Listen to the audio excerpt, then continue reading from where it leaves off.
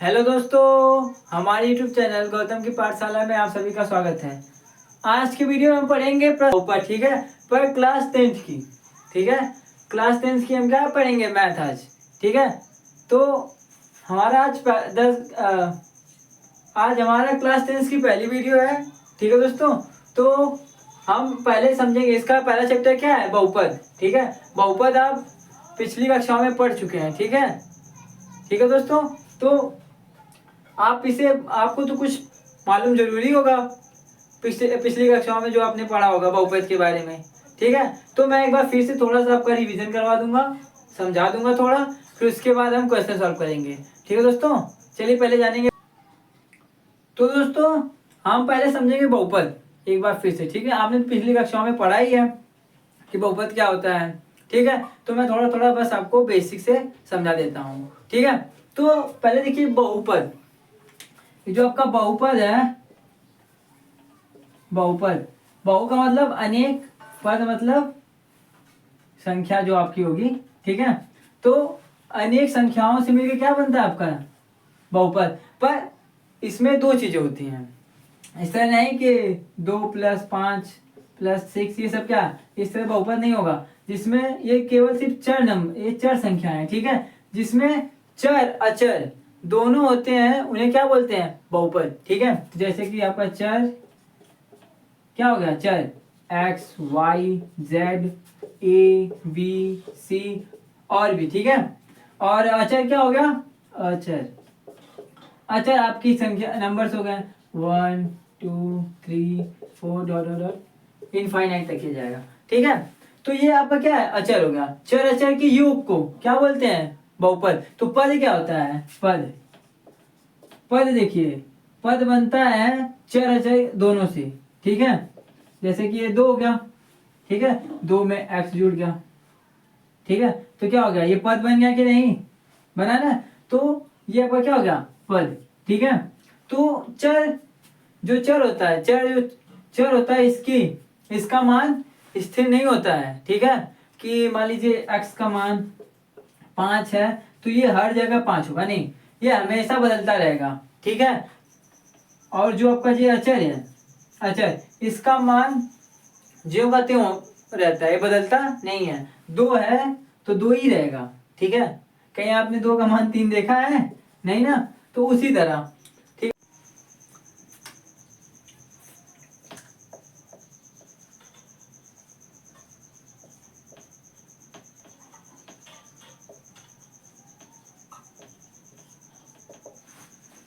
पहले देखेंगे रैखिक बहुपद। रैखिक बहुपद क्या होता है, रैखिक को पता है, इसको हम एक पद बहुपद बोलते हैं। ठीक है, एक पद बहुपद। ठीक है, ठीक है, जिसमें एक पद हो। ठीक है, जैसे कि आपका हो गया 2x, इसमें एक ही पद है। ठीक है, और 3x+2। ठीक है, और 2x-1, ये सब क्या है, एक पदी बहुपद है। ठीक है दोस्तों, तो आइए दूसरा वाला देखते हैं, हो गया पहला। और जो दूसरा होगा आपका द्विघात बहुपद। ठीक है, द्विघात, द्विघात का मतलब यहीं से आपका स्पष्ट हो जा रहा है, द्वि मतलब जिसपे द्विघात, जिसपे 2 घातें हों। ठीक है, जैसे कि आपका हो गया 2x² + 2x+1, ये क्या आपका द्विघात बहुपद है। ठीक है, और जैसे कि आपका हो गया 2x² + 3x। ठीक है, 4x² + 1, ये सब क्या आपका द्विघात बहुपद। ठीक है, और त्रिघात बहुपद क्या हो गया, तीसरा,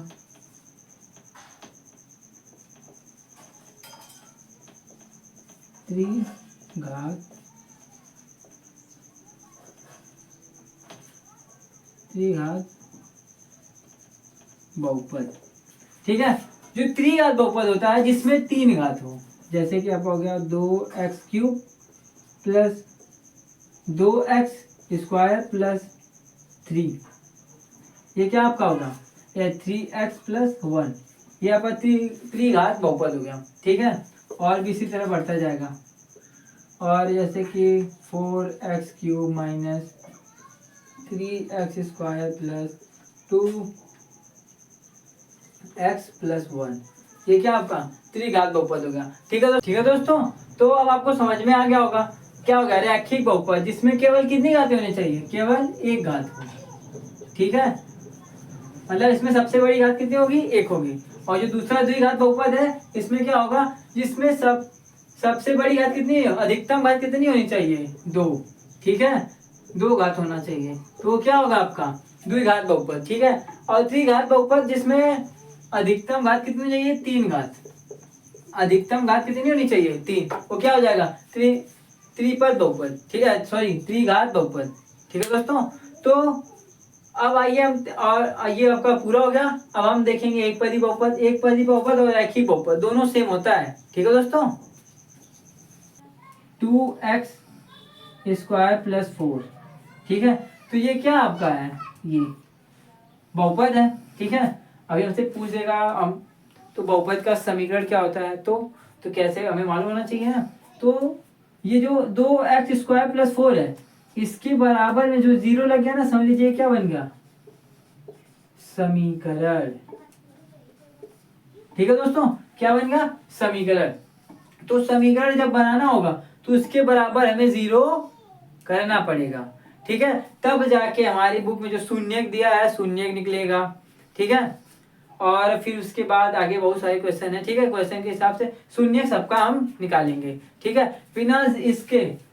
बिना समीकरण बनाए आपका शून्यक नहीं निकलेगा, ठीक है दोस्तों। तो आइए हम क्वेश्चन सॉल्व करते हैं, कुछ उदाहरण देख लेते हैं, फिर उसके बाद क्वेश्चन देखेंगे, ठीक है। तो पहले हम प्रश्नावली 2.1 करेंगे, ठीक है।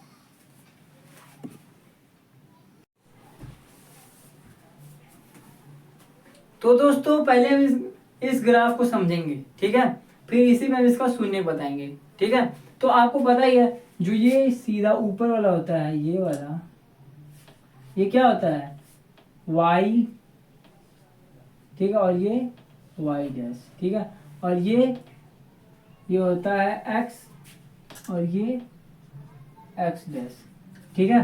तो इसमें सभी क्या होते हैं, प्लस प्लस, और इसमें माइनस प्लस, और इसमें माइनस माइनस, और इसमें प्लस और माइनस, ये क्या होता है, चतुर्थांश होता है, ठीक है। तो मान लीजिए अभी आपसे पूछ दें कि अब जैसे कि मैं इस पे बनाता हूं एक लाइन, ठीक है, आपको बता दिया हमने।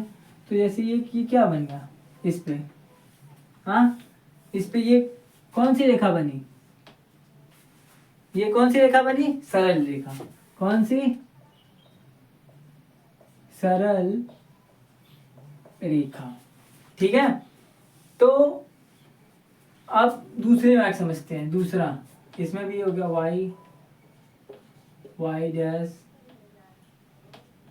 x', और ये x, ठीक है दोस्तों।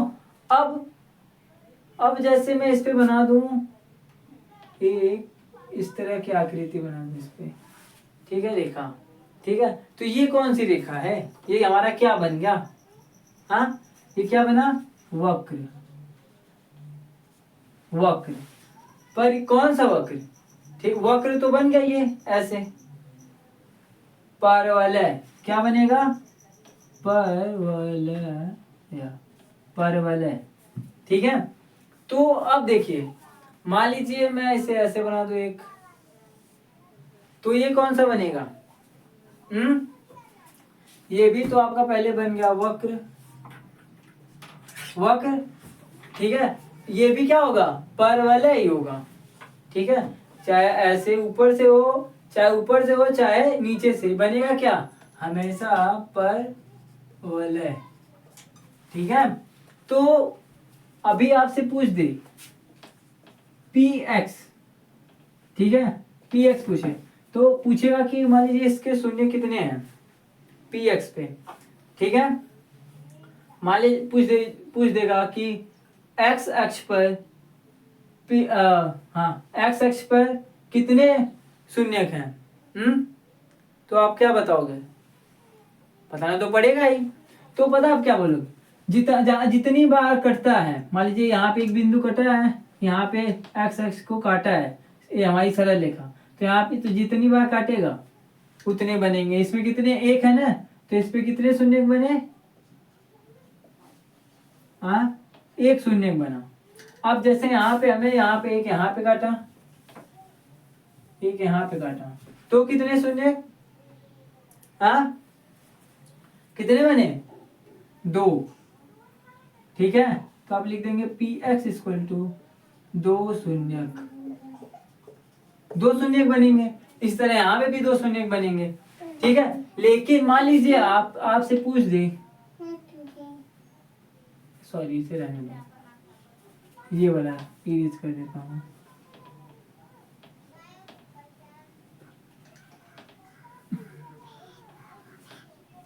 ठीक है, अब मान लीजिए आपसे पूछ दे, अब हमारी लाइनिंग ये काट के जाए, एक सरल रेखा है, ठीक है, एक सरल रेखा खींची जो y एक्स को काट रही है, ठीक है, और हमसे पूछ दे पी एक्स पे कितने शून्यक हैं, तो आप क्या, आपका आंसर क्या होगा? हाँ, कितनी बार काट रही है इस पे? एक बार ना, कितनी बार? एक बार भी नहीं, क्योंकि तब यहाँ पे क्या हो जाएगा? शून्य। ठीक है, शून्य कितने हैं? 0। ठीक है, अब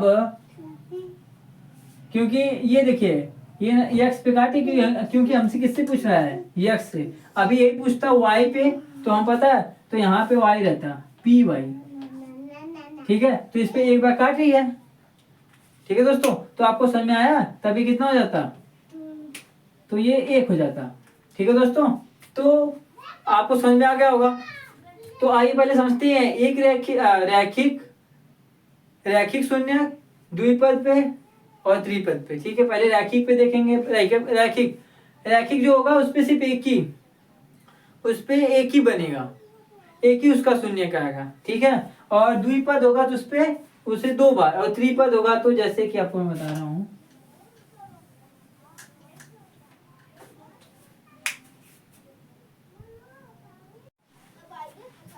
तो दोस्तों आइए हम समझते हैं। ठीक है, तो अब मान लीजिए आपसे पूछ देगा रैखिक बहुपद। देखिए, आप ग्राफ आपको खींच के दे देगा, ग्राफ आपका बना होगा। ठीक है, बस आपसे पूछेगा कि पी एक्स पे कितने शून्यक हैं या वाई एक्स पे कितने शून्यक हैं। ठीक है दोस्तों, तो मान लीजिए आपका क्वेश्चन हो, मान लीजिए आपसे पूछे पी एक्स पे कितने शून्यक हैं, और जैसे कि आपका हो ऐसे, ठीक है, ये एक रेखा है। ठीक है, तो अब से पूछ दिया जाए कि इस पे कितने शून्यक हैं, और हमेशा भी मान लीजिए आपसे पूछ दे 2x+1 है तो इसके इक्वल टू 0 है।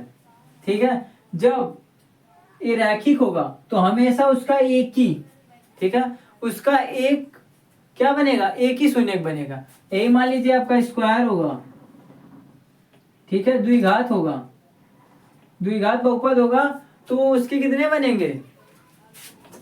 इस तरह 2x² + 2x+1 = 0। तब इसके कितने शून्यक बनेंगे? 2। ठीक है, कितने शून्यक बनेंगे? 2। यही मान लीजिए आपका आगे जुड़ गया 4x³, तो कितने बनेंगे? त्रिघात का 3 शून्यक बनेंगे। ठीक है दोस्तों, इसी तरह बढ़ता जाएगा। तो हमसे पूछ दिया यहाँ पे एक है ना, एक ही बार x को काटा तो एक शून्यक होगा, तो आपका क्या? रैखिक। यहाँ पे क्या हो जाएगा? एक शून्यक। ठीक है, अब मान लीजिए जैसे कि आपसे पूछ दे इस तरह काट दिया हो, ठीक है, तो हमसे पूछ देगा px में px के कितने शून्यक हैं। ठीक है, तो देखिए एक बार यहाँ पे और एक बार यहाँ पे, 2 बार काटा है तो कितने? 2। कितने शून्यक हैं? 2 शून्यक।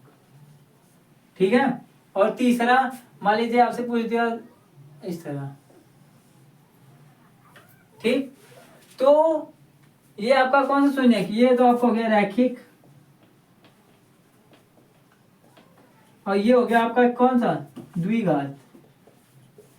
ठीक है, और ये वाला देखिए कितने में काट रहा है, 1 2 3, तो कितने हो जाएंगे इसके, पी एक्स बराबर कितने शून्यक, 3 शून्यक। ठीक है दोस्तों, तो ये कौन सा हो जाएगा, त्रिघात। ठीक है, त्रिघात शून्य, त्रिघात बहुपद। ठीक है, कौन सा, त्रिघात बहुपद।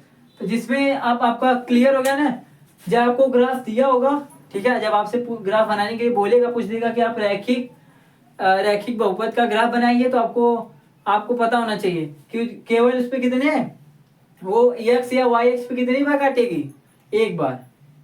ठीक है, एक्स पूछेगा तो एक बार, मतलब एक्स से पूछेगा तो एक बार। ठीक है, वाई से पूछेगा तब भी एक बार। ठीक है, अगर आप इस पे देख लीजिए, और द्विघात बहुपद का मतलब जिस वाई एक्स के बारे में पूछेगा, ठीक है, एक्स के बारे में पूछेगा, तो आप क्या बताओगे कि आपको कैसे बनाना है, कितना बार, कितने शून्य होंगे, 2, तो ये एक्स पे कितनी बार कटा होगा, 2 बार। ठीक है, तो त्रिघात बहुपद सेम इसी तरह कि वो कितनी बार एक्स कितनी बार कटा होगा, 3 बार उस रेखा से।